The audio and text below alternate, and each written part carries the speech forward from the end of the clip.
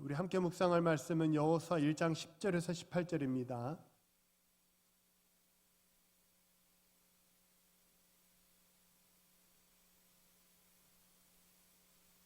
(1장 10절에서 18절의 말씀 우리 함께 읽겠습니다. 1장 10절입니다.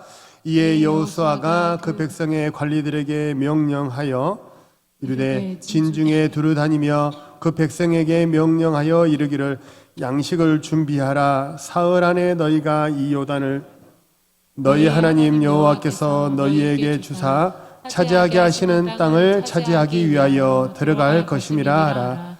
여호수아가 또 르우벤 지파와 갓 지파와 므낫세 반 지파에게 말하여 이르되 여호와의 종 모세가 너희에게 명령하여 이르기를 너희 하나님 여호와께서 너희에게 안식을 주시며 이 땅을 너희에게 주시리라 하였나니 너희는 그 말을 기억하라. 너희의 처자와 가축은 모세가 너희에게 준 요단 이쪽 땅에 머무르려니와 너희 모든 용사들은 무장하고 너희의 형제보다 앞서 건너가서 그들을 돕되 여호와께서 너희를 안식하게 하신 것 같이 너희의 형제도 안식하며 그들도 너희의 하나님 여호와께서 주시는 그 땅을 차지하기까지 하라. 그리고 너희는 너희 소유지 곧 여호와의 종 모세가 너희에게 준 요단 이쪽 해 돋는 곳으로 돌아와서 그것을 차지할지니라. 그들이 여호수아에게 대답하여 이르되 당신이 우리에게 명령하신 것은 우리가 다 행할 것이요 당신이 우리를 보내시는 곳에는 우리가 가리이다. 우리는 범사에 모세에게 순종한 것 같이 당신에게 순종하려니와 오직 당신의 하나님 여호와께서 모세와 함께 계시던 것 같이 당신과 함께 계시기를 원하나이다. 누구든지 당신의 명령을 거역하며 당신의 말씀을 순종하지 아니하는 자는 죽임을 당하리니 오직 강하고 담대하소서. 아멘.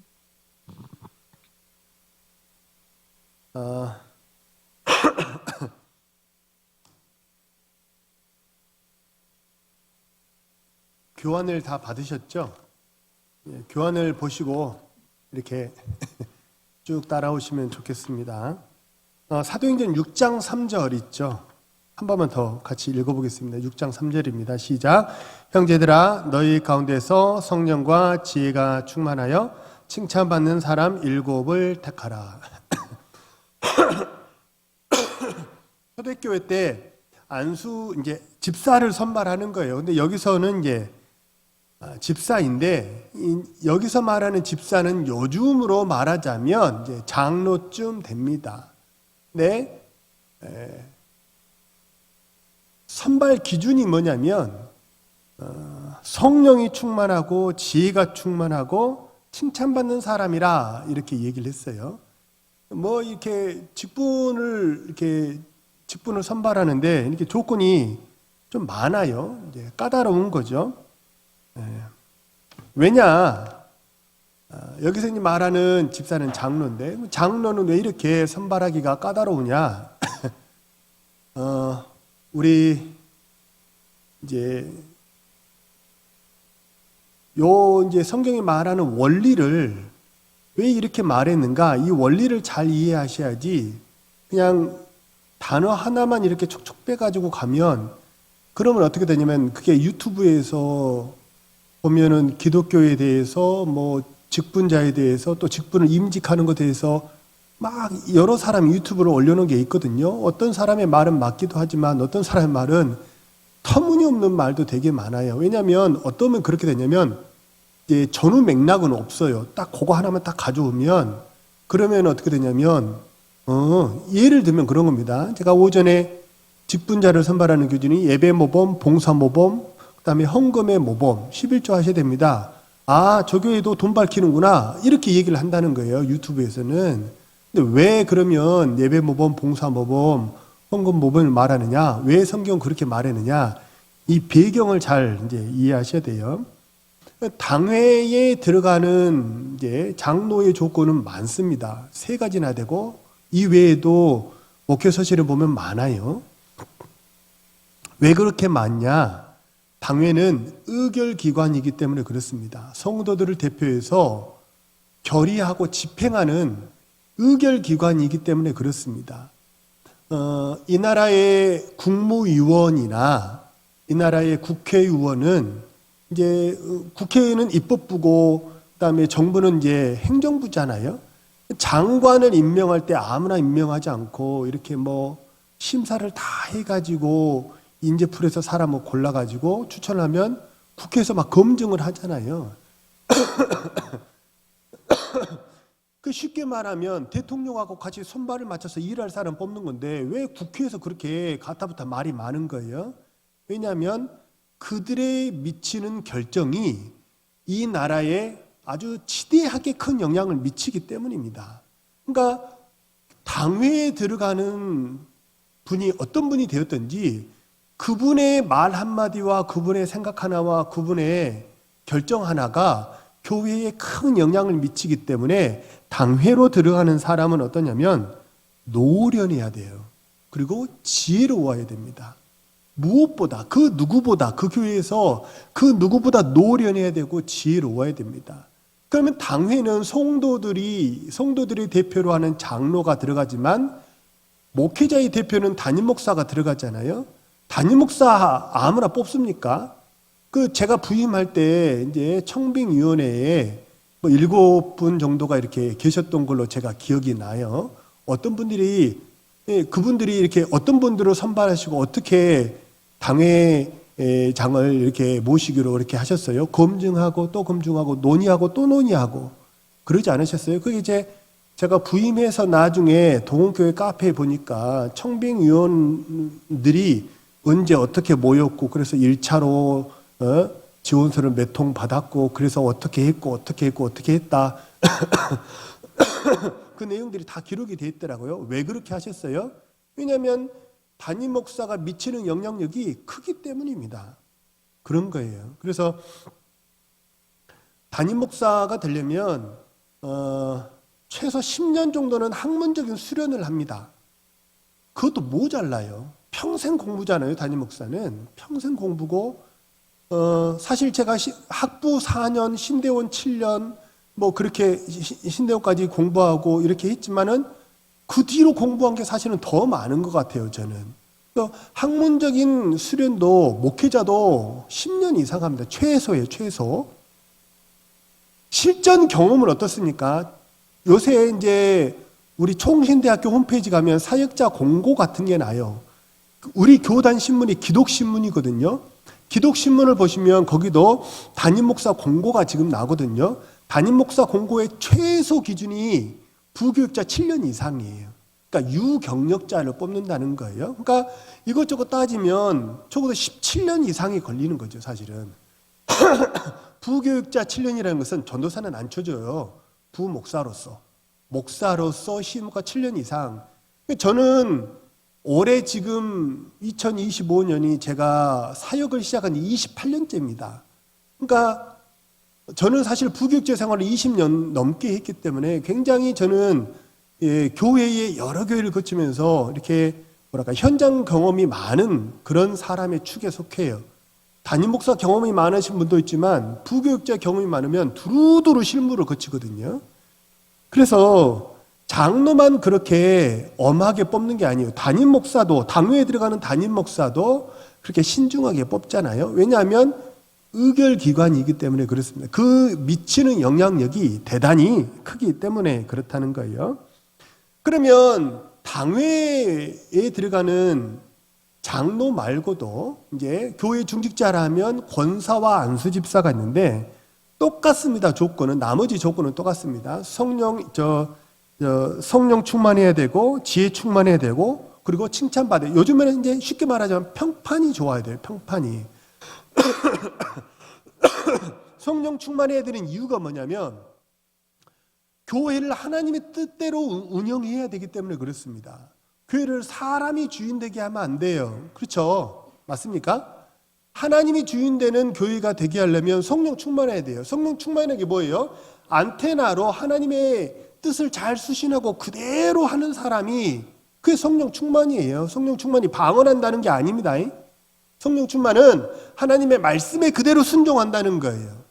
차분해도 돼요. 방언처럼 랄랄랄라 이렇게 안 해도 돼요. 차분하게 우리나라 말로 기도하셔도 되는데 어떻게 되냐면 저 방송실 이거 녹음하죠? 네, 녹음하셔서 이거는 올리세요. 네, 이거는 성도들이 다 재탕 3탕에서 보셔야 되니까. 하나님의 뜻대로 교회가 세워지기 위해서 어떻게 되냐면 성령 충만해야 됩니다. 둘째, 지혜 충만은 왜 지혜 충만해야 됩니까? 교회는 여러 사람이 모인 곳이기 때문에 그렇습니다. 여러 사람이 모이기 때문에 교회는 사람이 여러 사람이 아래로는 영녀로부터 노년이까지 그리고 성향으로는 보수에서 진보까지 다 모인 곳이 교회예요. 그러다 보면 식성의 차이, 성향의 차이가 다 있기 때문에 반드시 뭐가 생기냐면 이렇게 충돌이 생긴다는 거예요. 그 충돌을 완화하려면 뭐가 있어야 되면 지혜가 있어야 돼요. 서로의 갈등을 중재할 수 있는 중재력이 있어야 됩니다. 그래서 내 생각과 다른 사람의 생각을 조화를 시킬 수 있어야 되고 절충을 할 수 있어야 돼요. 이 말은 그냥 문자적으로 조금씩 양보한다는 그런 의미도 있지만 어떨 때는 양보할 수 없는 것도 있어요. 그러면 잘 설득을 해야 된다는 거예요. 그래서 지혜가 필요하다는 거예요. 칭찬은 평판이 좋아야 됩니다. 왜 평판이 좋아야 되느냐? 평판이 좋다는 것은 사람들이 따른다는 뜻이거든요. 왜 그래야 되냐면 그렇지 않으면 무슨 수로 성도들을 이끕니까? 중직자라 함은 쉽게 말하면 교회의 리더십들이거든요. 교회의 리더들이에요. 리더가 돼야 되는데 리더라는 것은 성도들을 이끌어야 되니까 이 사람들이 성도들이 추종을 하지 않고 따르지 않으면 무슨 수로 성도들을 이끌겠어요.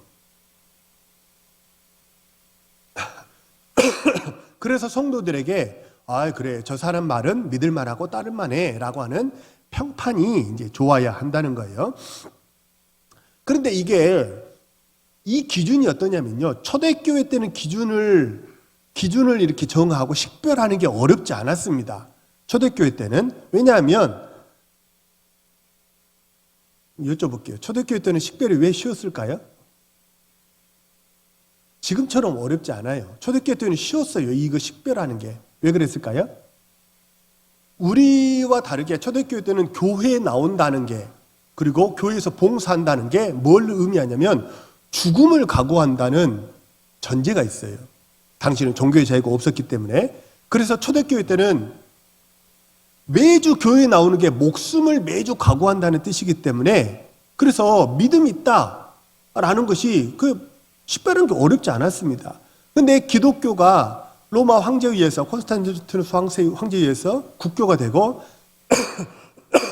지금처럼 이제 세계 민주주의가 확대되면서 종교의 자유가 생기면서 지금은 어떠냐면 그냥 교회에 나오는 게 쉬워지니까 이걸 식별하는 게 좀 어려워진 거예요. 그래서 이게 추상적으로 딱 이렇게 성령 충만하다라는 건 되게 추상적인 개념이잖아요.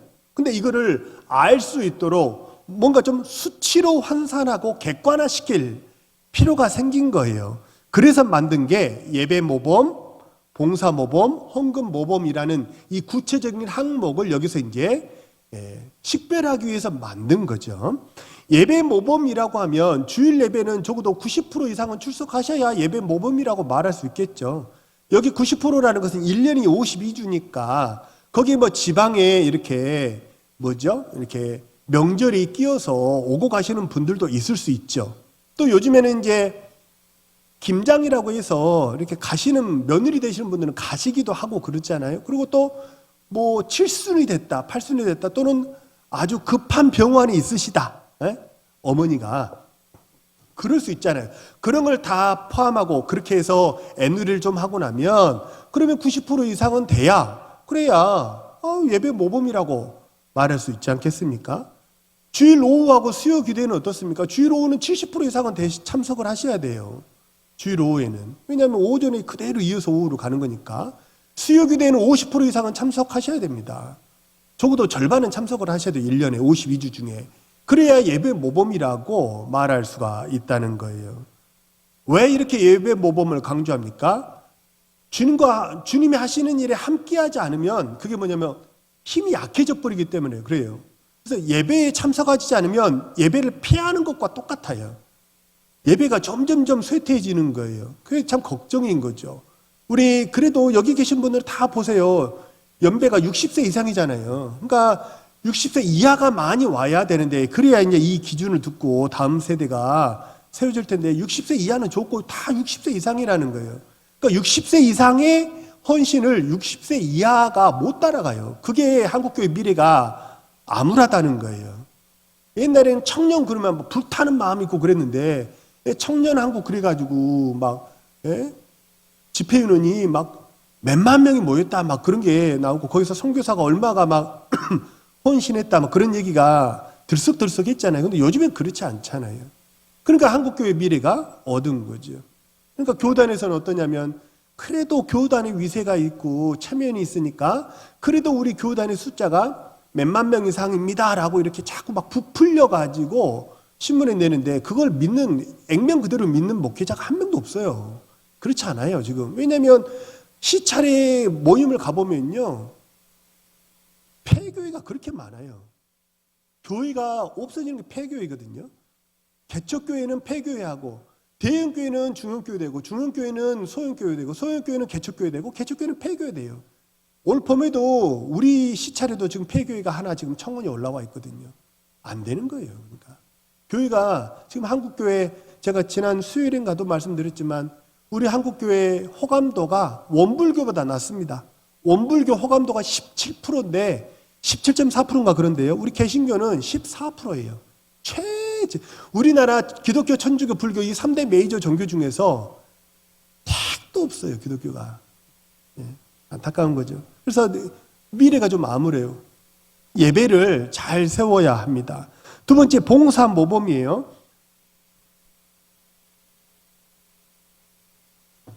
직분자는 조직교회를 세우기 위해서, 조직교회를 든든하게 세우기 위해서 이제 세우는 게 이제 직분자예요. 그러니까 교회에 여러 사역들이 있거든요. 그 사역들이 무엇이 됐든 자신의 은사에 맞춰 가지고 그 사역을 감당을 하셔야 되는 거죠. 그래야, 아니 너무나 이제 당연한 거죠. 조직교회를 세우려고 일꾼을 세우는데 봉사를 하지 않아요. 그러면은 의미가 없는 거죠. 이게 서로 아구가 안 맞겠죠. 세 번째, 헌금 모범. 이거는 되게 이제 설왕설래가 많아서, 작년에도 제가 이 헌금에 대해서 말씀드렸고 재작년에도 말씀드렸는데 올해 또 말씀드립니다. 자, 말라기서 3장 10절 우리 같이 한번 읽어볼까요? 말라기 3장 10절입니다. 시작. 만군의 너희는 온전한 11조를 창고에 들여 나의 집에 양식이 있게 하고 그것으로 나를 시험하여 내가 하늘 문을 열고 너희에게 복을 쌓을 곳이 없도록 붙지 아니하나 보라. 말라기 3장은 이제 그 헌금에 관한 이야기니까 많이 들어보셨죠. 자, 여기서 되게 강조해서 들으셨던 게 뭐냐면, 자 보세요. 11조를 창고에 들여라. 그러면 어떻게 된다? 맨 마지막, 너희에게 쌓을 곳이 없도록 복을 주겠다. 요 말을 아마도 많이 들으셨을 거예요. 근데 제가 언더라인 돼 있죠. 네. 언더라인을 보시면 하나님이 11조 하라는 것에 대해서 뭐라고 얘기를 하시냐면, 언더라인 한번 읽어볼까요? 시작. 나의 집에, 한번 여쭤볼게요. 하나님이 밥 없어요? 하나님 밥 드셔야 됩니까? 이 말이 좀 이상하지 않으세요? 하나님이 야, 나 쌀 좀 줘 라고 지금 얘기를 하시는 거예요. 11조를 하라는 얘기를 하나님이 뭐라고 하시냐면, 나의 집에 양식 있게 하라는 거예요. 야야, 우리 집에 쌀 떨어졌는데, 아들한테 전화하는 거예요 지금 하나님이. 야야, 우리 집에 쌀 떨어졌는데 쌀 좀 보내주라.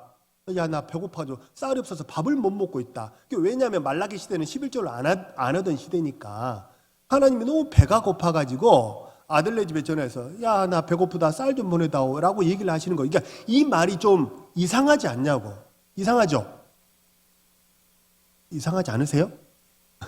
하나님이 밥 드시는 분이 아니시고, 또 첫째, 하나님이 밥을 드시는 분이 아니고, 두 번째 뭐냐면, 하나님 온 천지가 하나님의 것인데 하나님이 왜 쌀을 달라고 그러시냐고. 온 천지가 하나님의 것인데. 근데 하나님이 이렇게 말씀을 하시는 패턴이 뭐냐, 이게 뭐냐면, 이게 첫째, 11조는 어떤 의미냐면, 오늘 강조하고 싶은 건 뭐냐면, 11조는 첫 번째가 뭐냐면 하나님을 향한 사랑의 표현이라는 거예요. 우리 대한민국 광고 카피에서 엄청 인기를 끌었던 이 사람은 광고 대상 받았을 거예요. 제가 그때 당시에는 이런 것에 관심이 없어서 잘 몰랐지만 아마 광고 대상 받았을 거. 혹시 지난 10년, 20년 전 광고 중에 지금도 기억나는 광고 있으세요? 예? 부자 되세요. 그죠? 여러분, 부자 되세요. 이 광고 대상 받았을 거예요. 또 되게 훈훈한 광고가 하나 있었어요. 여보, 아버지 댁에 보일러 놔드려야 되겠어. 이 광고는 보일러 광고 치고는 정말 너무 잘 만든 광고예요. 이게 뭐냐면 아버지 댁에 보일러 놔드리란 얘기예요, 지금. 한번 여쭤볼게요. 그러면 그 아버지는 돈이 없어요? 돈이 없어가지고 보일러 고칠 돈이 없는 거예요? 우리가 아버지 댁에 용돈 드리고 음식 사서 보내고 가끔 저는 이제 장인어른께 그 닭갈비도 좀 이렇게 제가 아는 춘천에 넘버원으로 꼽는 닭갈비집이 있거든요. 늘 춘천 가면 먹는데 근데 거기가 엄청 큰 데예요. 한참 왕성할 때는 번호표를 한 80번 받았던 것 같아요. 한 오후 3시에 가도 번호표를 80번 받아야 되는 집이에요. 그러니까 거기가 근데 뭐냐면 택배를 보내요. 그래서 송금을 하면 이제 택배를 보내서 가끔 이제 장인들에게 그것도 보내드리고 치킨도 보내드리고 잘 못하긴 하지만 가끔 진짜 가끔 그럼 여쭤볼게요. 우리 장인어른은 치킨 사 먹을 돈이 없어서 보내드리는 거예요? 그게 아니죠. 이게 뭐냐면 사랑이에요, 사랑. 그래서 11조는 어떤 마음으로 하는 거냐? 하나님을 사랑하는 사람이 하는 거예요.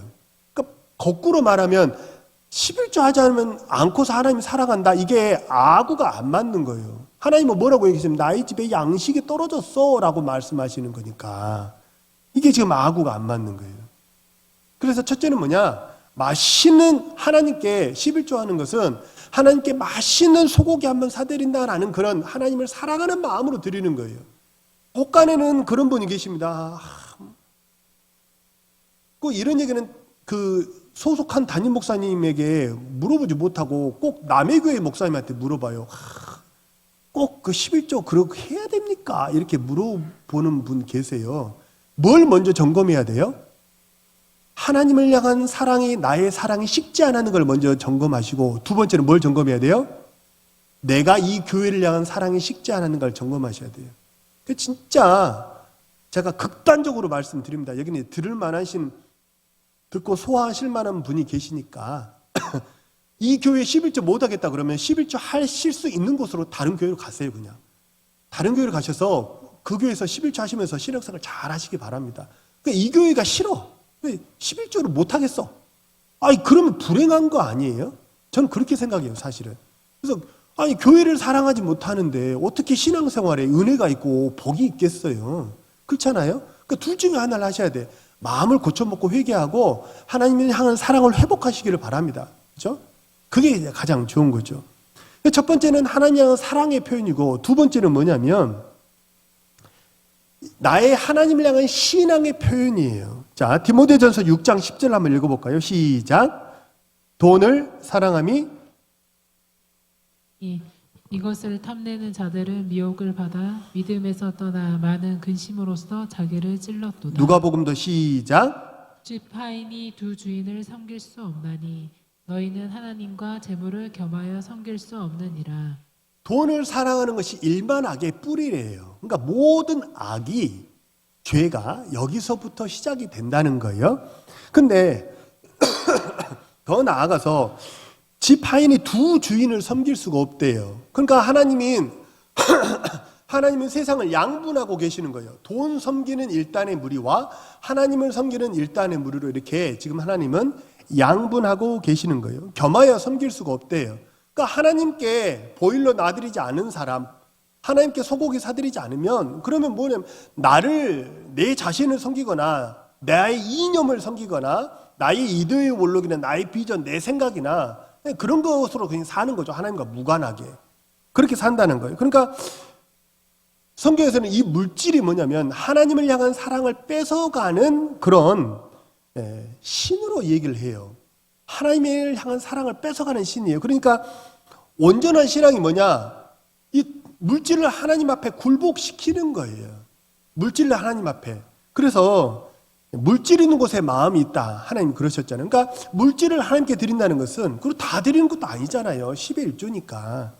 이게 뭐냐면 사실 11조가 쉽지 않습니다. 그냥 10%나 떼는 거니까.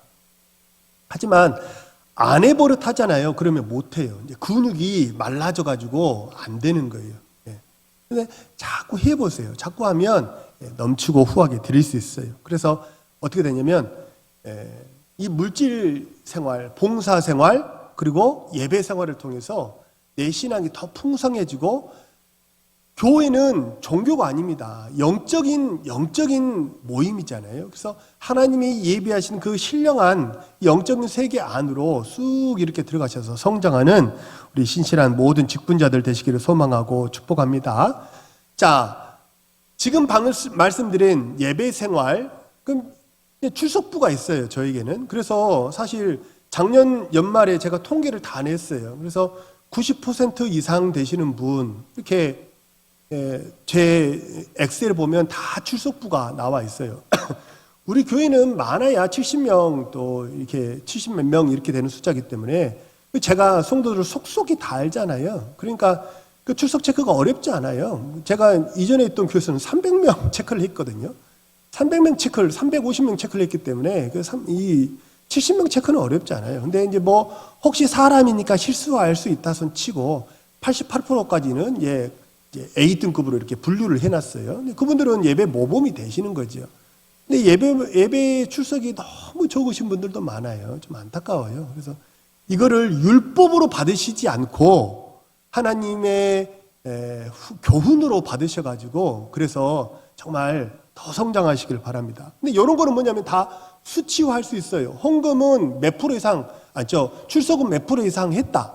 또 11조를 언제나 11조를 했다 안 했다.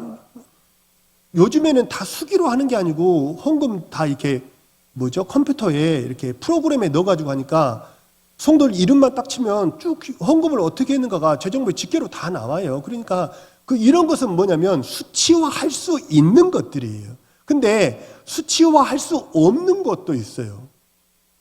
예를 들면 지혜가 충만하다 또는 평판이 좋다, 이런 거는 수치화하기가 되게 좀 어렵다는 거예요. 얼마만큼 지혜가 있어야 지혜로운 건지 모르잖아요. 그래서 사람들마다 좀 이렇게 어떤 사람은 이 정도는 지혜 있다고 얘기를 하고 어떤 사람은 이 정도 있어야 된다고 얘기를 하고 이 기준이 다 다르다는 거예요. 그래서 가장 평균적인 기준을 말씀드리면 제가 오전에 말씀드린 그대로입니다. 저분이라면 하실만 하지 라는 평가가 있으면 그 평판이 좋은 거 아닌가 싶어요. 저분이라면 장로 후보로 좀 납득이 된다. 저분이라면 권사 되셔도 납득이 된다. 저분이라면 안수집사 되셔도 납득이 된다. 이게 뭐냐면 성도들의 평판이에요, 평판. 그래서 성도들이 그래, 저분이라면 기꺼이 동그라미 해드릴 만하다, 이런 마음이 들면 좋다는 거예요. 근데 그러지 않을 수도 있겠죠. 어떻게 저런 분이 장로가 될 수 있지? 어떻게 저런 분이 권사가 될 수 있지? 라고 하는 의문이 들어버리잖아요. 그러면 어떻게 되냐면 이게 축제가 되지 못해요. 혼란이 발생하게 된다는 거예요. 그래서 여기서 말씀드리면은 가늠할 수 있는 게 뭐냐면 평균적으로 성도들이 보기에 이 정도는 돼야 되지 않느냐, 또 목회자 보기에 이분이라면 하실 만하지 않느냐라는 그 정도의 마음에 좀 합한 그런 마음이 들어야 한다는 거예요.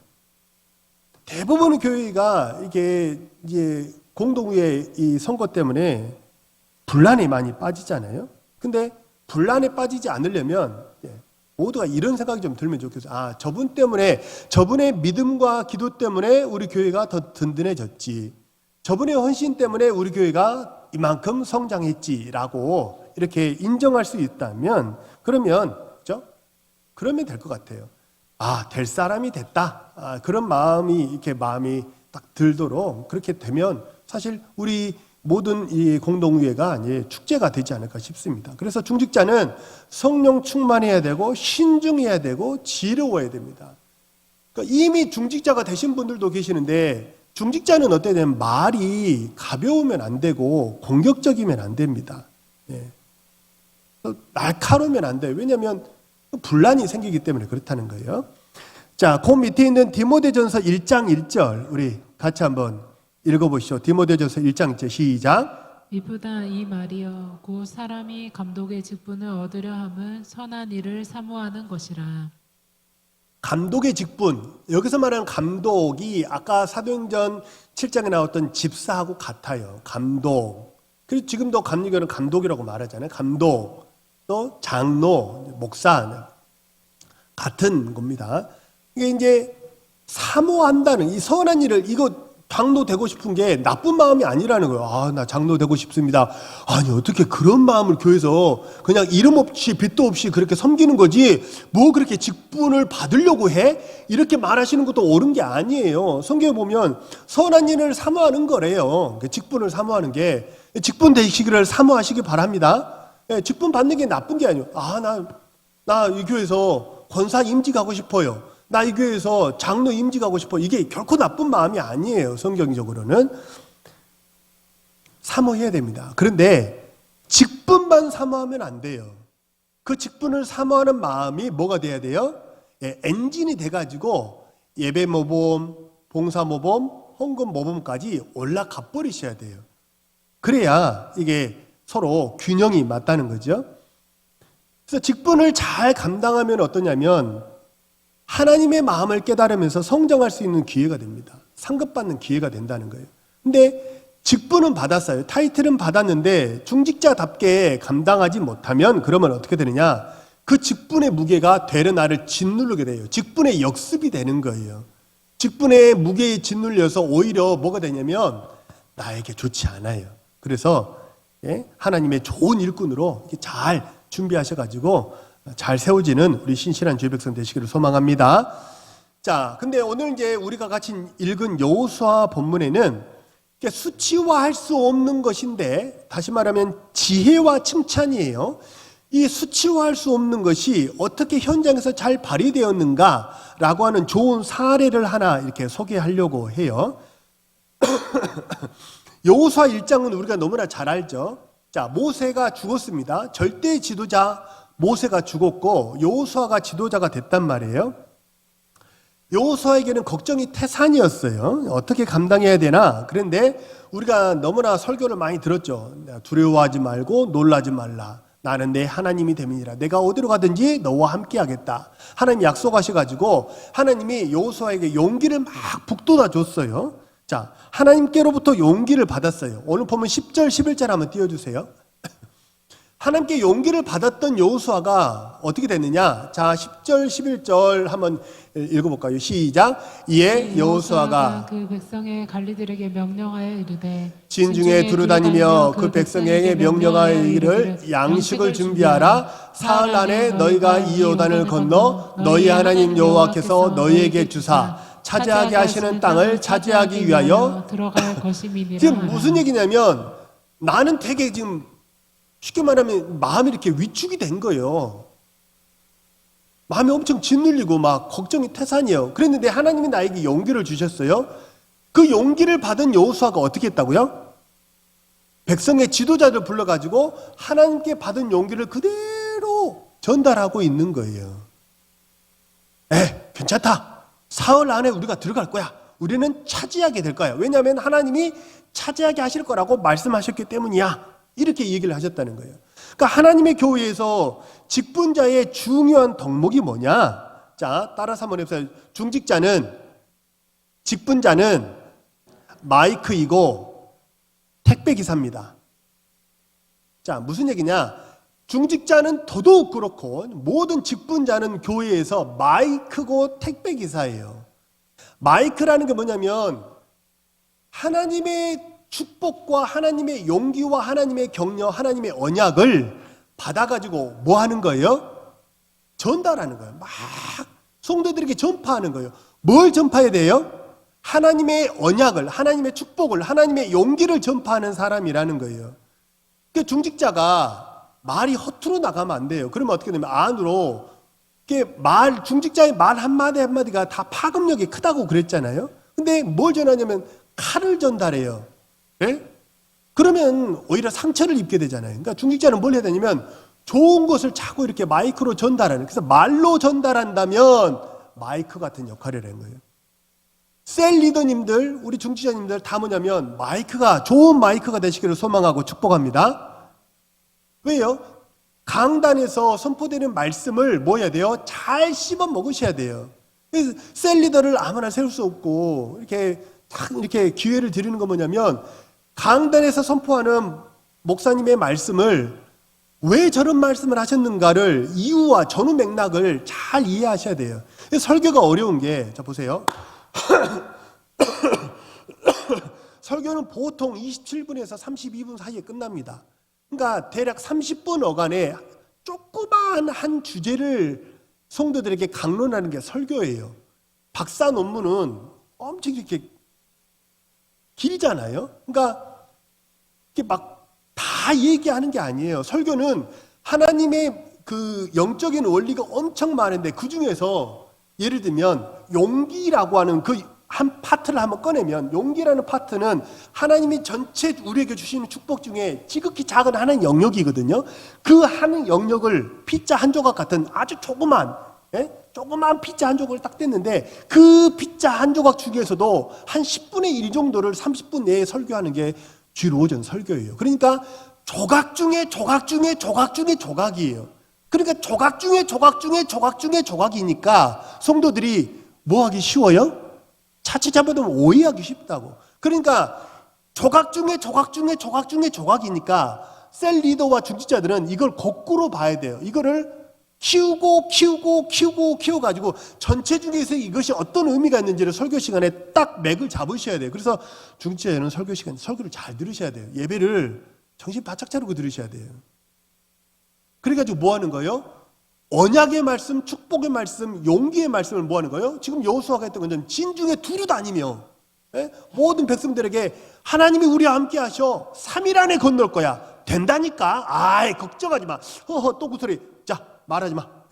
된다니까. 이렇게 자꾸 용기를 주고 확신을 주는 역할을 하는 사람이 어떤 사람이냐면 직분자라는 거예요.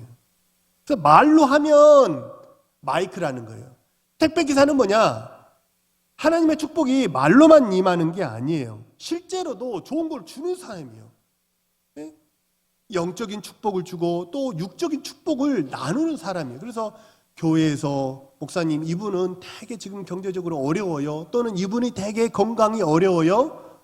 이렇게 해가지고 같이 신방을 가가지고 같이 기도해주고 용기를 주고 만나가지고 좀 다시 회복할 수 있게 해주는 거. 그런 역할을 해주는 사람이기 때문에 뭐냐면 택배기사예요.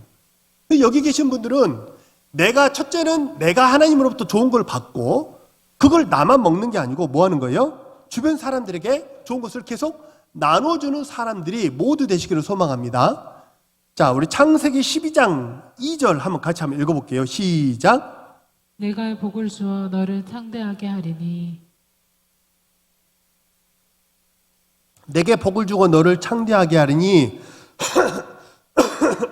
그 이유 보면 뭐라고 그래요? 너는 복이 될지라 그러잖아요. 그러니까 자, 우리는 아브라함을 어떤 사람이라고 부르나요?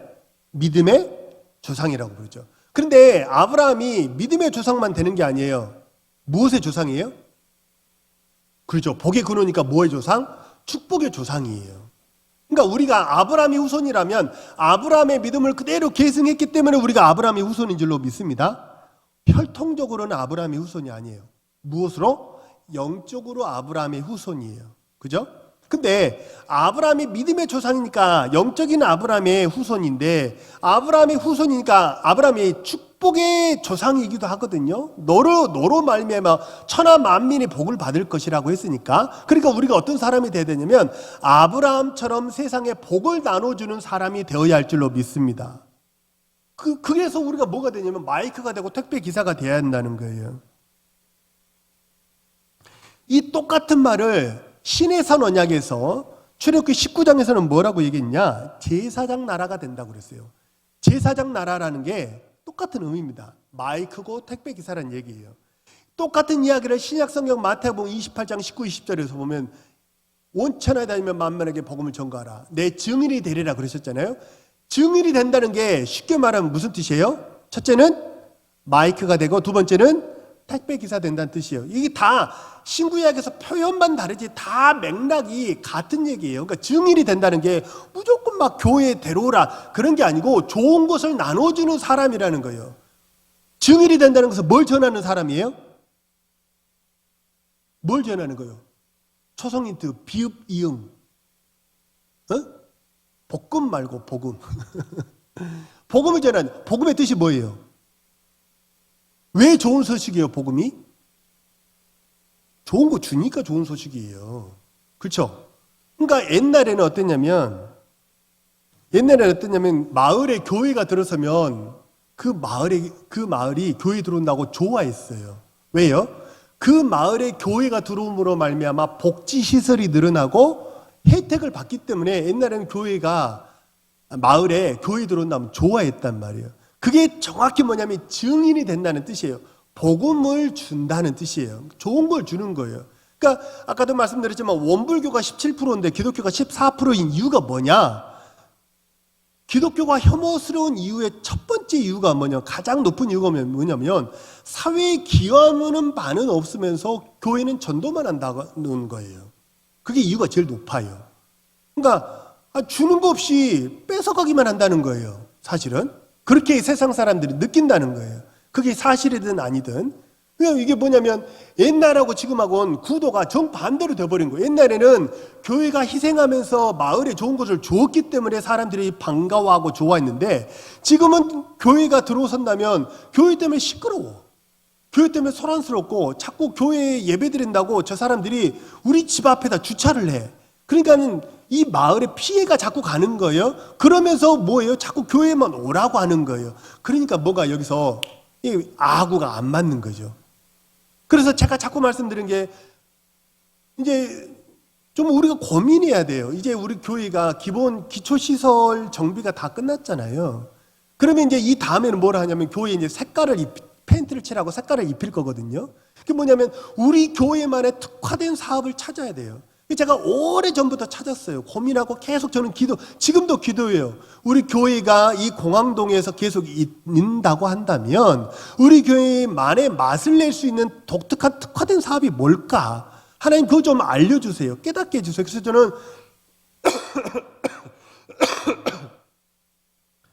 기도도 엄청 하고요. 그 기도가 빠지지 않아요. 그 위해서 좀 기도해 주세요. 그것도 기도하고요. 뭣도 하냐면 주변에 있는 목회자들 만나면 목사님 교회는 어떤 사역을 해요? 힌트를 얻으려고. 그리고 뭣도 보냐면 이 지역 신문도 찾아보고요. 심지어 행안부에 들어가서 이 강서구에 있는 데이터 자료도 막 제가 찾아봐요. 거기서 다 힌트들이 있을 수 있기 때문에. 그래서 뭘 해야 되냐면 여기서 우리가 우리 교회만의 이 지역사회에 기여할 수 있는 바가 뭐가 있을까? 이걸 찾아가지고 사회 기여가 돼야 돼요. 그래서 세상과 우리 교회가 서로 호흡하는 교회가 돼야 돼요. 그렇게 되기를 간절히 소망합니다. 그래서 우리 직분자들이 어떤 사람이 돼야 되냐면 그 옛날에 교회에 사회 기반 시설을 제공하고 사회에 좋은 것을 제공했던 그런 좋은 교회의 느낌 있잖아요. 그런 교회가 되시기를 우리 모든 직분자들에게 소망하고 축복합니다. 그래서 우리 직분자들 때문에 옆에 있는 성도가 복을 받고 우리 직분자들 때문에 우리 교회가 잘 되고 이 동네가 잘 되면 그런 복인 거죠. 그게 정말 아브라함이 복이 구는 축복의 조상이니까 그 축복의 후손이라고 말할 수 있지 않겠습니까? 셀 리더라면 나 때문에 우리 셀원들이 복을 받아야 돼요. 예? 나 때문에 우리 셀원들이 사랑을 받아야 되는 거죠. 그게 축복의 통로라는 거예요. 자, 11절 다시 한번 띄워주세요.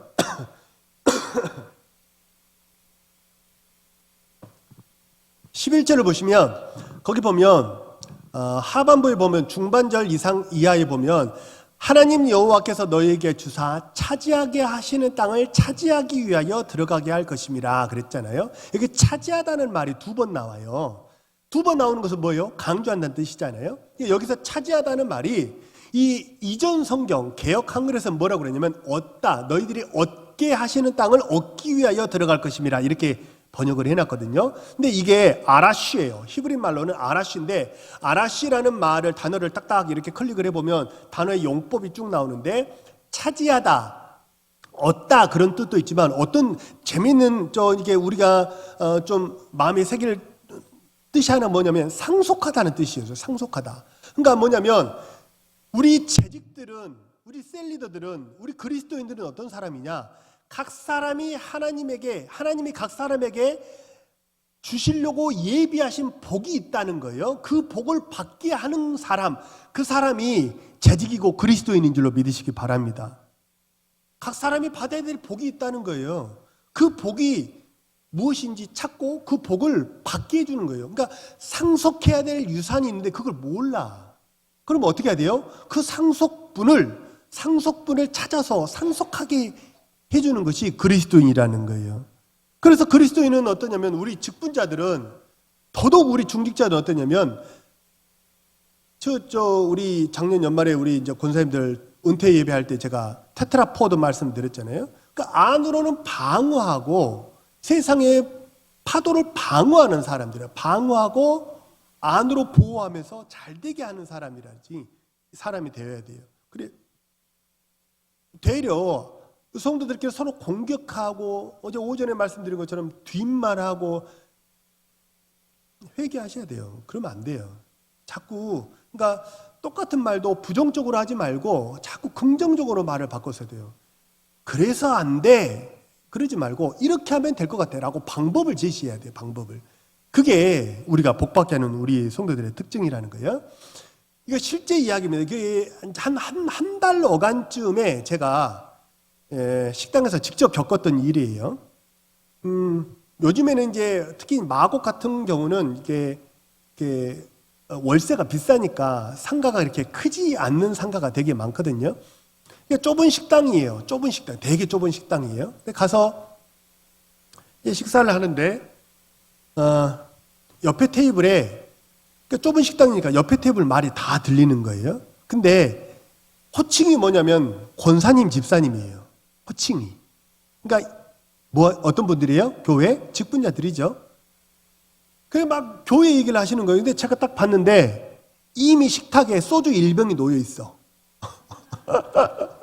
권사님, 집사님 그런데 이미 식탁에 소주 1병이 그 잔을 다 1병을 다 비운 상태예요. 그러니까 그분들의 주량이 얼마나 되는지를 잘 모르겠지만, 그 소주는 잘 모르겠어요. 취했는지 안 취했는지 잘 모르겠어요. 근데 취하셨든지 안 취하셨든지 그들의 말이 너무 불편했어요. 집사님, 권사님이란 말을 하지를 말든지, 아니면 집사님, 권사님이라고 말을 했으면 말을 조심하든지 둘 중에 하나를 해야 돼요. 근데 집사님, 권사님이라고 부르면서 목사님 욕을 얼마나 하는지 몰라요. 누구 장로님하고 그렇게 친하더라. 그래서 맨날 밥 사준다고 밥 먹으러 다녀. 목사님한테 그런 얘기예요. 그래서 속으로 저기 목사님은 성도들이 밥도 사주나 보다 속으로. 그리고 누구 권사님 흉도 봐요. 그리고 심지어 누구 흉도 보는지 아세요? 흉을 보다 못해서 교회 1층에 새로 세운 안내위원이 키가 크다고, 왜 키 큰 사람 안내위원 세우냐고 흉을 보더라고. 아니 그 사람은 뭔 죄야? 교회에서 여기서 좀 봉사해 달라고 하면 그랬을 거 아니에요. 그렇잖아요. 그러니까 1층에 안내위원은 키가 큰 게 마음에 안 든다는 거예요.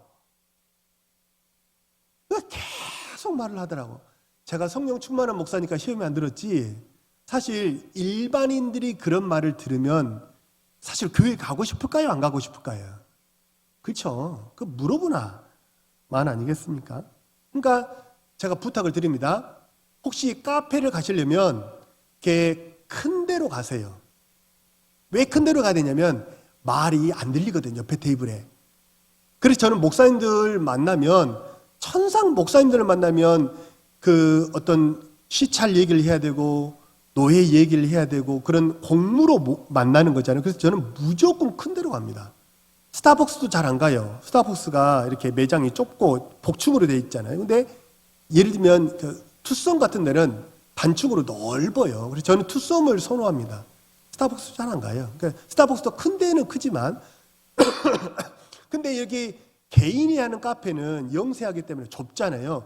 만약 그런 데를 가시면 테이크아웃 하세요. 거기서 앉아가지고 교회 얘기하지 마세요. 부탁드립니다. 아무리 조심해도요. 아무리 조심해도 이렇게 말이 헛나가면 그게 하나님 영광을 가릴 수 있기 때문에 그래요. 요즘엔 대형 카페 많잖아요. 그래서 우리 직분자들은 어떻게 되냐면 불을 꺼뜨리는 말을 하면 안 돼요. 그건 이미 그 직분자로서 자격이 없다는 것을 스스로 증명하고 있는 거예요.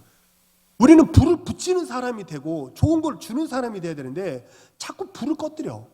그리고 외부의 공격을 막고 방어하고 안으로 따뜻하고 보호하고 외부는 이렇게 막아서야 되는데 되려 내부 공격이 되고 있다는 거예요. 이게 좋지 않아요. 그러니까 그렇다고 교회에 그런 건강한 비판도 하지 말라는 것이냐, 그렇지 않아요.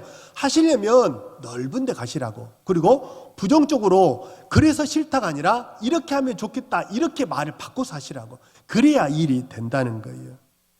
그래서 우리는 축복의 조상의 후손들이기 때문에 부정적인 말이 우리에게 어울리지 않아요. 에베소서에 보면 너희의 것이 아니라고 그러잖아요. 그건 우리 말이 아니에요. 그렇게 말하면 안 된다는 거예요. 자, 사도행전 27장에 보면, 자, 우리 거기 25절, 34절, 36절. 자, 프린트 된 대로 한번 같이 한번 읽어볼까요? 시작. 여러분이여, 안심하라. 나는 내게 말씀하신 그대로 되리라고 하나님을 믿노라. 음식을 먹기를 권하노니 그들도 다 안심하고 받아 먹으니. 지금 27장은 우리가 너무 잘 알죠. 유라굴로라는 광풍이 있었던 그런 상황이거든요. 이미 풍랑을 만나가지고 배가 거반 다 깨진 거예요. 우리 영락없이 다 죽게 됐다. 사람들이 다 이렇게 절망하고 있었어요. 그때 바울이 무슨 말을 했냐? 첫 마디가 뭐예요? 여러분이요, 뭐하라? 안심하라. 그러니까 믿음의 사람은 하나님의 언약을 보고 인도하심을 보기 때문에 어떤 어려운 상황, 죽을 것, 딱 인간적으로 보기에 죽을 것 같은 상황에도 안심하라. 이게 그냥 왜 한 10여 년 전인가요? 우리나라에 긍정의 힘이라는 책이 엄청 히트를 쳤잖아요. 그래서 긍정의 힘에 대한 평가가 사람들이 완전 극단적으로 갈린다는 거예요. 그래서 긍정이 잘 된다 하면 잘 되는 거냐? 그렇게 부정적으로 보는 사람이 있는데 그 긍정의 힘에 그분이 쓰셨던 그 작가의 의도는 뭐냐면 하나님의 약속이 있기 때문에 잘 된다. 그러니까 긍정하라라는 그런 맥락이거든요. 원취지는. 그러니까 바울이 지금 하는 것도 안심하라는 것도 아무런 대책도 없는데 그냥 잘 될 거야. 끈 떨어진 연처럼 그냥 막 이렇게 덕담해주고 위로해준다는 식으로 그렇게 하는 말이 아니에요. 왜냐하면 하나님이 말씀하신 그대로 되리라고 믿노라. 그렇게 얘기를 하잖아요. 지난밤에 하나님이 내게 말씀하셔서 너 가이사 앞에 서야 될 거야. 그러니까 너 죽지 않아. 하나님 말씀하셨다는 거예요. 그러니까 그 하나님의 약속이 있기 때문에 뭐 하라는 거예요? 안심하라고 얘기를 하는 거예요. 그 안심 정도가 아닙니다. 안심은 마음을 진정시키는 거잖아요. 그 마음이 진정된다고 힘이 나나요? 며칠 동안 못 먹었으니까 뭐 하라는 거예요? 먹어라. 음식 먹기를 구원하니까 사람들이 다 어떻게 했다는 거? 안심하고 받아 먹고 그래서 죽었어요? 살았어요? 다 살았다는 거 아니에요. 그러니까 우리 그리스도인이 이런 사람, 우리는 어떤 사람이 되어야 되느냐? 안심시키는 사람, 그리고 먹여서 살리는 사람, 그것이 우리의 모습이 되기를 간절히 소망합니다. 그래서 사실 저는 그 식탁의 교제가 저는 되게 중요하다고 봐요. 식탁의 교제가 서로 이렇게 먹기를 권하고 이렇게 탁 떼어주면서 대접하고 그러면서 뭐냐면 거기서 이렇게 성도의 사랑이 이렇게 막 싹트거든요. 마포의 공덕에 가면요, 실제로 지금도 있어요. 마포 공덕에 가면 굴다리 식당이라고 있습니다. 실존해요. 실제 이야기입니다. 이 식당이 엄청 유명하거든요. 근데 이 식당의 스토리를 좀 말씀드리면, 이 식당은 할머니 세 분이 하시는 김치찌개 뭐 그런 거 하시는 아주 그냥 조촐한 식당이에요. 근데 이 할머니 세 분이 식당을 운영하니까 그 요즘에 세련된 식당이 엄청 많잖아요. 그러니까 이 식당이 잘 됐겠어요? 잘 안 됐겠어요? 잘 안 됐겠죠. 그래서 이 할머니들이 돈도 안 벌리고 고생들 하고 그래가지고 너무 힘들어서 망하고 싶었대요. 진짜. 결심하기를 그냥 재고 다 소진하고 돈 다 써가지고 투자한 돈 다 그냥 까먹고 빨리 망하고 싶어가지고 그래서 뭐 하기 시작했냐면 막 퍼주기 시작했대요. 이 집의 계란말이가 되게 유명하다고 그래요. 제가 연말에 바쁘고 또 몸이 좀 아프고 그래가지고 가보려고 그랬는데 이 소문을 들었거든요. 못 가봤어요. 거기가 마침 마포 공덕이 5호선이 닿잖아요. 그 송정리에서 5호선 타고 한번 가보려고 해요. 근데 놀라운 일이 벌어진 거예요. 그냥 망하고 싶어가지고 막 퍼줬는데, 망하고 싶어서 퍼주기 시작했는데 그 퍼준 것 때문에 망하기에는커녕 식당이 엄청 잘 되라는 거예요. 유명세를 타가지고요. 지금 사람들이 줄 서서 먹는데요. 그러니까 망하고 싶어도 쉽게 망하지 못해요. 그러니까 이 무슨 얘기냐면 다 이렇게 좀 퍼주려고, 남들 잘해주려고, 좋은 일 해주려고 이렇게 마음을 먹으니까 되려 잘 됐다는 거예요. 이게 영적인 축복의 원리입니다. 자문해 보면 막 이렇게 움켜쥐고 막 이렇게 인색하고 움켜쥐고 그래도 가난하게 되는 사람이 있다는 거예요. 늘 돈에 쫓기고 늘 시간에 쫓기고 그런 사람이 있는가 하면 손을 펴서 널리 구제해도 부유한 사람이 있다 하지 않습니까? 이게 축복의 원리예요. 움켜쥐지 말고 좀 이렇게 대범할 수 있어야 된다는 거예요. 마지막으로 이제 12절 이하를 한번 볼게요. 12절 이하를 보시면 자, 여호수아가 또 루벤 지파와 갓 지파와 므낫세 반 지파에게 말하여 이르되 그랬잖아요. 자, 보세요. 이게 무슨 얘기냐면 자, 저를 보세요. 요단강이 있으면 원래 요단강 서편 땅을 하나님이 약속의 땅으로 주셨잖아요. 근데 요단 동편 여기가 조사오니 하고 요단 동편에 둥지를 틀고 살기를 원했던 두 지파 반이 있다는 거예요. 그게 루벤, 갓, 므낫세 2분의 1지파예요. 여기 살겠다는 거예요. 이들이 여기가 눈에 보기 좋은 거예요. 하나님 약속이 아니에요. 그럼에도 불구하고 여기 살겠다 하니까 어떻게 됐냐면 그래 여기서 살아라 그랬단 말이에요. 네, 한번 가정을 한번 해보세요. 루벤, 갓, 므낫세 2분의 1지파가 요단 서편 땅을 점령하는 전쟁할 때 함께 했어요? 안 했어요? 함께 했죠. 함께 했죠. 용사들을 보내서 같이 싸웠거든요. 가정을 한번 해보세요. 그러면 완전히 성경의 전제를 바꿔가지고 야 여기는 하나님이 약속하신 땅이 아닌데 왜 여기 살려고 그래? 말을 안 들어. 그래서 계속 실랭이 하다가 어땠냐면 서로 마음이 상한 거야. 이쪽은 명분이 요단 서편에 여호수아를 비롯한 나머지 지파 두령들은 명분이 있어요. 무슨 명분이 있어요? 천하에 양보할 수 없는 하나님의 말씀이라는 명분이 있는 거예요. 왜 말씀을 불순종하냐는 거예요. 그 명분을 내세우고 여기는 아니 그래도 여기가 좋다는데 좀 이렇게 이해해 주면 안 되냐라고 얘기를 하는 거예요. 이게 충돌이 됐어요. 서로 양보를 하지 않아요. 그래가지고 요단 서편전 그래 너희들은 여기서 알아서 잘 살아. 우리는 하나님이 함께 하실 거니까 차지하게 하시는 땅을 차지할 거니까 이 전쟁은 사람 숫자로 하는 게 아니고 하나님이 하시는 전쟁이니까 그래 니들은 여기 살아. 우리는 가서 전쟁할 거야 라고 이렇게 했다면 어떻게 될까요? 그럼 이 두 지파 반은 영원히 빠이빠이겠죠. 영원히 빠이빠이예요. 그러니까 들어간 나머지 두 지파 반을 빼니까 뭐예요? 9지파 반은 뭐가 되는 거예요? 대대 충신이 되는 거예요. 그죠? 반대로 이들은 같이 들어가서 싸우지 않은 이들은 대대에 뭐가 되는 거예요? 역적이 되는 거예요. 그렇게 되겠죠. 불도장을 지키는 거예요. 대후대 만세에. 근데 민수기 32장에 보면 뭐라 그러냐면 여호수아가 모세와 했던 약속을 상기시킵니다. 야, 니들 모세하고 약속하지 않았어? 그래서 니들이 땅은 여기 없더라도 전쟁은 같이 가서 하기로 했잖아. 그렇게 약속했잖아. 그러니까 야, 그러지 말고 같이 가자. 라고 뭐 한 거예요? 지금 이들을 달랜 거예요. 그래서 이 두 지파 반이 땅은 여기서 얻어 살더라도 요단 서편의 전쟁에 기여할 수 있도록 자리를 만들어줬다는 거예요. 저는 이게 엄청난 엄청난 지혜라고 생각을 해요. 엄청난 지혜라고 생각을 해요.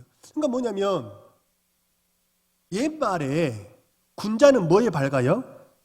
군자는 도리에 밝아요. 반대로 소인은 뭐에 밝아요? 이익에 밝아요. 그렇게 따지자면 이 요단 동편에 있는 두 지파 반은 뭐에 밝은 거예요? 이익에 밝으니까 소인배예요. 그러니까 소인배라고 말하는 게 틀리지 않은 말이에요. 사실이에요. 이들은 잘못했어요. 잘못한 게 분명하지만 그것이 약속의 땅이 아니라는 것도 우리는 누구나 다 안단 말이에요. 그런데 우리는 어떤 사람이냐면 우리는 재판관이 아니라 목자로 우리를 하나님이 세우신 줄로 믿으시기 바랍니다. 재판관은 선악을 판결하고 너는 죄인 땅땅땅하고 폐기 처분할 수 있어요. 감옥 보낼 수 있다고. 근데 우리는 저지가 아니에요. 재판관이 아니라고. 우리는 사사가 아니에요. 그래서 선악과를 우리가 따먹으면 안 돼요. 선악과를 따먹는다는 건 선악을 내가 분별하고 내가 재판한다는 뜻이에요. 선악과를 두 번 따먹으면 안 돼요. 우리는 목자라고. 목자. 목자는 뭐냐면 양을 품을 뿐이에요. 버리고 취하고 이거는 누가 하는 거예요? 아버지께서 하시는 줄로 믿으시길 바랍니다. 그래서 여기 계신 분들이 어떻게 하셔야 되냐면 교회를 이렇게 같이 하다 보면 왜 뭐 세상에서도 팔레토의 법칙 뭐 그렇게 블라블라 말하곤 하잖아요. 앞에 가시는 20%가 있고 중간에 있는 60%가 있고 뒤에 처지는 20%가 있어요. 근데 교회는 어떻게 되느냐면 뒤에 처진 20%에게도 기여할 수 있는 자리를 만들어주는 사람, 그분이 지혜로운 중직자이고 재직인 줄로 믿으시기 바랍니다. 그래서 우리가 어떻게든지 교회에 함께할 수 있도록 자꾸 자리를 만들어야 돼요. 그래야 교회가 평화롭기 때문입니다. 우리는 한마디로 하나님의 교회를 세워가는 사람이에요. 하나님의 교회를 세워가는 사람이지 비난하고 정죄해서 무너뜨리는 사람이 아니에요. 하나님께서 모두 다 축복의 통로로 세우셨으니까 모두 다 축복의 사람들이 되시기를 소망하고 축복합니다. 여기 이제 프린트 되지는 않았지만 제가 한 구절만 더 읽어드릴게요. 마태복음 20장 23절입니다. 제가 읽어드립니다. 이게 이제 무슨 내용이냐면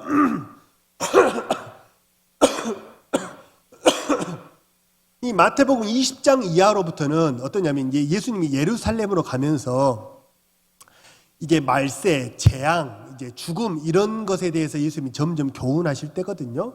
그러니까 이게 뭔가 타이밍이 임박했다라는 것을 제자들이 좀 이렇게 눈치를 챈 것 같아요. 근데 그 타이밍이 예수님은 십자가에 죽을 때라고 말씀을 하셨지만 제자들은 어떤 타이밍이라고 생각하냐면 로마를 정복하고 이제 다시 이제 군왕의 자료로 이분이 오르실 것 같다. 그런 타이밍이 된 것 같다라고 이해를 한 것 같아요. 그래서 마태복음 20장 23절에서 이제 그 앞에서는 뭐냐면 예수님의 제자들 중에 혹자가 어머니까지 동원해 가지고 당신의 나라가 임하거든 하나는 좌편에 하나는 우편에 앉게 해 주옵소서 이렇게 청탁을 하잖아요. 그러니까 주님이 뭐라고 대답을 하셨냐면 23절이 그 대답입니다. 이르시되 너희가 과연 내 잔을 마시려니와 내 좌우편에 앉는 것은 내가 주는 것이 아니라 내 아버지께서 누구를 위하여 예비하셨든지 그들이 얻을 것이니라. 우리 교회에 직분자를 세우는 게 사실은 사람이 자기적으로 이렇게 하면 안 되고 그 자리는 사실 제가 오전에도 말씀드렸면 누구라도 다 하세요. 다 하시면 돼요. 근데 그 주님이 마시는 잔을 같이 마셔야 돼요. 주님이 마시려는 잔을. 그래서 주님이 걸어가셨던 그 권한의 자리, 그 순종의 자리, 그리고 품고 섬기는 목자의 자리로 우리 성도님들을 다 같이 걸어가시기를 소망하고 축복합니다. 그렇게만 된다면 올해 우리 동원교회가 더 따뜻한 교회가 되고 더 성장하는 교회가 될 줄로 믿습니다. 그래서 우리 모든 이제 작년에는 3주에 걸쳐서 재직 세미나 했는데요. 올해는 좀 다른 주제도 많고 해서 제가 오늘 좀 길었지만 이제 한 주에 마쳤습니다. 중직자 선거도 제가 오전에 광고했고 해서 이렇게 이런 기준으로 할 겁니다. 그래서 기준은 명확하고 이 기준에 부합되시는 분이 그냥 하시는 거예요. 그래서 잘 준비하셔서 이렇게 좋은 직분자, 좋은 일꾼으로 잘 세워지시는 우리 신실한 주의 백성 모두 되시기를 소망하고 축복합니다.